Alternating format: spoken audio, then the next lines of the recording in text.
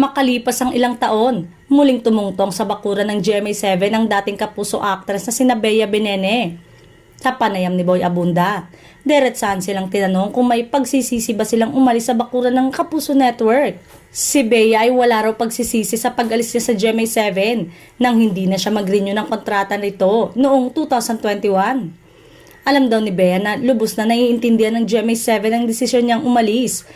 Ang network na kumukup sa kanya ng halos 2 dekada dahil sa gusto niyang mag-explore at lumabas sa kanyang comfort zone. Samantalang isa ang aktres sa napapabalitang lilipat sa ABS-CBN at magiging kapamilya na at pipirma na siya ng kontrata sa ABS-CBN anytime.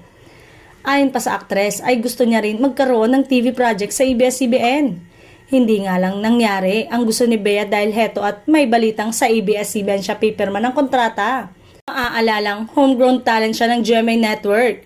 Sa network siya nagsimula at galing sa Starstruck Kids. Kaya lang, kung saan siya mabibigyan ng trabaho doon siya at maiintindihan naman ito ng kanyang mga fans.